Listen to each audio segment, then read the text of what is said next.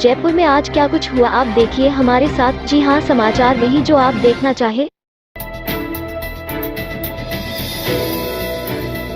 नगर निगम heritage की महापौर मुनेश गुर्जर और नगर निगम ग्रेटर की महापौर शील धाबाई ने आज सुबह पार्षदों और अधिकारियों के साथ मोती डूंगरी गणेश जी में ढोक लगाए और जयपुर स्थापना दिवस समारोह के लिए नेता दिया। इस अवसर पर मोती डूंगरी गणेश मंदिर के महंत कैलाश ने पूजा अर्चना कर गणेश जी से जयपुर स्थापना दिवस समारोह में पधारने के लिए प्रार्थना की। इसके बाद शहर के प्रवेश द्वार गंगा पोल दरवाजे पर विराजमान प्रथम पूज्य की पूजा अर्चना कर उन्हें नेता दिया गया। इस अवसर पर नगर निगम हेरिटेज की महापौर मुनेश गुर्जर और नगर निगम ग्रेटर की महापौर शील धाबाई ने गणेश जी की आराधना की। इसके बाद दोनों महापौर ने गोविंद देव जी मंदिर के दर्शन किए। जयपुर स्थापना दिवस समारोह के तहत आज गोविंद देव जी मंदिर में कथक नृत्य का आयोजन किया गया। स्थापना दिवस पर नगर निगम जयपुर हेरिटेज की ओर से हवा महल में आपनो जयपुर कार्यक्रम आयोजित किया गया। इस दौरान नगर निगम हेरिटेज की मेयर मुनेश गुर्जर को पीपीटी से पहले और अब के जयपुर की जानकारी दी। स्थापना दिवस के अवसर पर मेयर मुनेश गुर्जर ने कहा कि जयपुर हमारे लिए एक अनमोल धरोहर है। इसे साफ रखना हमारी जिम्मेदारी है। लोगों के लिए यहाँ और विकास कार्य करवाए जाएंगे। इसके अतिरिक्त हवा महल में कई कल्चरल गतिविधियां आयोजित की गई। वर्ष 2021 का आखिरी चंद्र ग्रहण 19 नवंबर शुक्रवार को होगा। इस ग्रहण को लेकर आम जन के मन में तमाम तरह के प्रश्न हैं। इस विषय में बद्रीनाथ के धर्माधिकारी भुवन चंद्र उनियाल ने कहा कि यह ग्रहण सुदूर अमेरिका, अफ्रीका और वहां से आते आते अटलांटिका महासागर तक है। भारत में ग्रहण नहीं है और चंद्र ग्रहण दिखने के बाद ही सूतक होता है। उनियाल ने बताया कि भारत में आते आते ग्रहण समाप्त हो जाएगा, इसलिए इसका न तो यहाँ पर कोई धार्मिक महत्व है और न ही कोई सूतक पातक है। उन्होंने बताया कि जब तक भारत में चंद्र ग्रहण होता तब तक चंद्र ग्रहण समाप्त हो चुका होगा।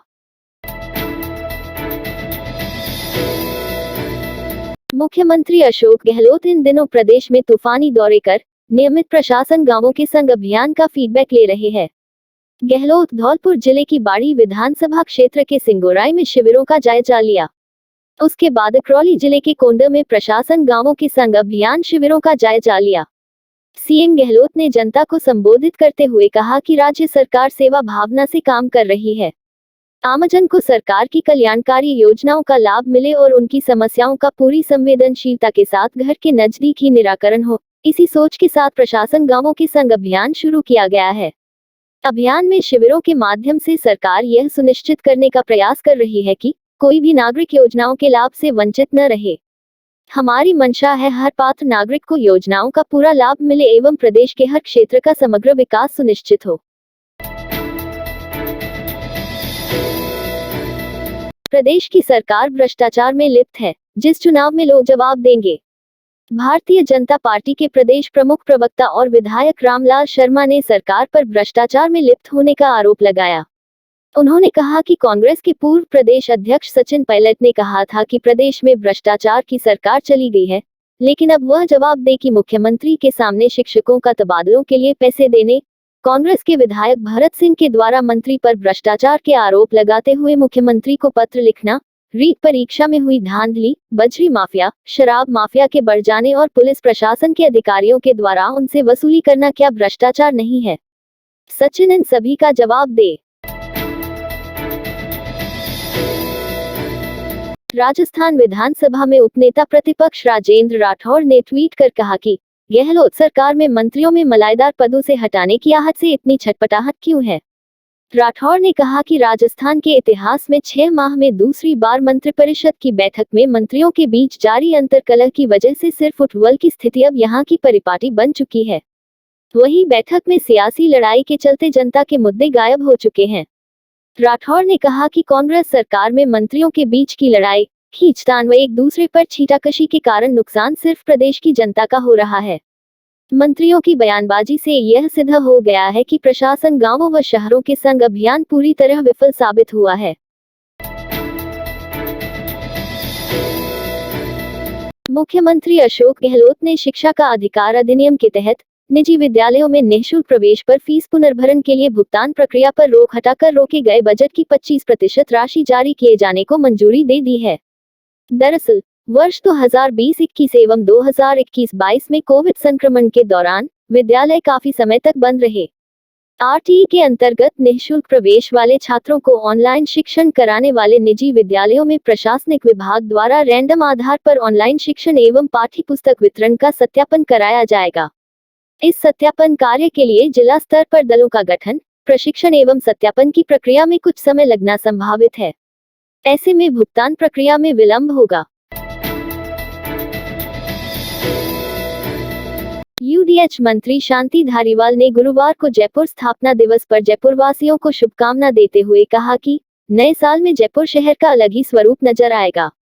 जनवरी 2022 में कई जयपुर में विकास कार्य धरातल पर उतरेंगे। जनवरी में करीब 800 करोड़ के प्रोजेक्ट धरातल पर उतरेंगे। इन विकास कार्यों के प्रोजेक्ट के टेंडर, वर्क ऑर्डर जारी होंगे तो अलग तस्वीर दिखाई देगी। धारीवाल ने कहा कि जिस तरह से जेएलएन मार्ग को सिग्नल फ्री करने की बात है ताकि ट्रैफिक बिना रुके हुए चल सके, इसी तरह शहर के हर कोने में प्रोजेक्ट्स का खाका तैयार कर काम हाथ में लिया जा रहा है। कुछ ऐसे प्रोजेक्ट्स हैं जिनका निर्माण चल रहा है, इसमें चाहे सोडाला एलिवेटेड और झोटवाड़ा एलिवेटेड क्यों नहीं हो, इनका काम अंतिम चरण में है। सिविल लाइंस फाटक पर अंडरपास बनाया जा रहा है। जिला मुख्यालय पर आपराधिक घटनाएं थमने का नाम नहीं ले रही है। शहर गैंगवार की घटनाएं लगातार बढ़ रही है। बीते 24 घंटे में शहर में दिन दहाड़े फायरिंग की दूसरी घटना सामने आई है, जिससे लोगों में भय का माहौल बना हुआ है। शहर में सुबह सुबह हुई फायरिंग की घटना से सनसनी फैल गई। जानकारी के अनुसार गैंगवार जुड़ी इस घटना में सवाई माधोपुर रणथंभौर रोड स्थित कुंडेरा बस स्टैंड पर करीब 4-5 बाइक सवारों ने एक स्कॉर्पियो कार पीछा करते हुए उस पर की फायरिंग की। फिल्मी अंदाज में बदमाशों ने स्कॉर्पियो कार में बैठे लोगों पर करीब 5-6 राउंड फायरिंग की। जब कार में बैठे लोग फायरिंग होती देख भाग छूटे तो इन बाइक सवार बदमाशों ने स्कॉर्पियो कार पर पेट्रोल छिड़कर आग लगा दी। आग लाने के बाद यह बदमाश मौके से फरार हो गए। आग लगने से स्कॉर्पियो कार धू धू कर जलने लगी। ट्रांसपोर्ट नगर थाना पुलिस ने मोबाइल चोरी करने वाले चोर एवं चोरी के मोबाइल खरीदने वाले को गिरफ्तार किया है। इनसे 1.5 दर्जन से अधिक मोबाइल बरामद किए गए हैं। इन सभी मोबाइलों की कीमत करीब 3 लाख रुपए है। पुलिस उपायुक्त पूर्व प्रहलाद कृष्णिया ने बताया कि परिवादी सज्जाद ने रिपोर्ट दी कि ट्रांसपोर्ट नगर चौराहे पर बस में किसी ने मोबाइल चोरी कर लिया। इस रिपोर्ट पर पुलिस ने जांच की और मोबाइल चोरी करने वाले आरोपी हारून को गिरफ्तार कर लिया। उससे 3 मोबाइल फोन बरामद किए गए। शाहरुख को चोरी के मोबाइल फोन के साथ गिरफ्तार किया गया है। इन दोनों से 20 मोबाइल बरामद किए गए हैं। यह नशा करने का आदी है और नशे के लिए मोबाइल को चोरी करता है। हाईकोर्ट ने हेरिटेज निगम के वार्ड नंबर 79 स्थित पेंटर कॉलोनी के पार्क में बन रही डिस्पेंसरी के लिए बिना अनुमति पेड़ काटने पर मुख्य सचिव, कलेक्टर और हेरिटेज निगम आयुक्त सहित अन्य से जवाब मांगा है। इसके साथ ही अदालत ने बिना अनुमति यहां से पेड़ काटने पर रोक लगा दी है। सीजे अकील कुरैशी और जस्टिस रेखा बोराना ने यह आदेश साबिर अली व अन्य की जनहित याचिका पर दिए। याचिका में अधिवक्ता विकास कुमार जाखड़ ने अदालत को बताया कि शास्त्रीनगर स्थित वार्ड नंबर 79 की पेंटर कॉलोनी के पार्क में डिस्पेंसरी निर्माण किया जा रहा है, जबकि डिस्पेंसरी निर्माण के वर्क ऑर्डर वार्ड नंबर 78 के लिए जारी किए गए थे। प्रशासन गांव के संग अभियान के दौरान शिविरों में किए जा रहे कार्यों का निरीक्षण करने के लिए मुख्य सचिव निरंजन आर्य ग्राम पंचायत बिचुन में आयोजित शिविरों में पहुंचे। मुख्य सचिव ने शिविरों में लोगों से बातचीत कर उनके अधिकारियों को उनकी समस्याओं का निस्तारण कर लोगों को लाभान्वित करने के निर्देश दिए। आर्य ने कहा कि प्रशासन गांव के संग अभियान सरकार के महत्वाकांक्षी योजना और अधिक लोगों को लाभान्वित करने के लिए करीब 22 विभागों को शामिल किया गया है। इन शिविरों का लोगों को लाभ लेना चाहिए। डॉक्टर भीमराव अंबेडकर विधि विश्वविद्यालय द्वारा विश्वविद्यालय से संबद्ध प्रदेश के सभी 80 विधि महाविद्यालयों में भिन्न भिन्न विधि पाठ्यक्रमों में अध्ययनरत छात्रों की परीक्षाओं की उत्तर पुस्तिकाओं का मूल्यांकन अब ऑनलाइन किया जा रहा है। इसके लिए विश्वविद्यालय द्वारा एक सॉफ्टवेयर तैयार किया गया है जिसे ऑन स्क्रीन एवेल्युएशन सिस्टम नाम दिया गया है। कुलपति डॉक्टर देव स्वरूप की उपस्थिति में गुरुवार को सभी परीक्षकों को ऑनलाइन डेमो दिया गया जिससे वे सिस्टम की कार्यप्रणाली को समझ सकें। सभी परीक्षकों ने एक स्वर में कहा कि यह एक अनूठा प्रयोग है जो बहुत आसान तो है ही वर्तमान संदर्भ में बहुत उपयोगी और आवश्यक है। स्लाविया के बाजार में आगमन के साथ ही इंडिया 2.0 प्रोजेक्ट के तहत स्कोडा ऑटो के अगले चरण की शुरुआत हो गई है। वीसी के जरिए जयपुर में स्कोडा के सायशा स्कोडा के शोरूम में स्लाविया का पर्दा उठा। यह कार नए साल में जयपुर आ जाएगी। सायशा स्कोडा के डायरेक्टर साई गिरधर ने बताया कि बुकिंग शुरू कर दी गई है।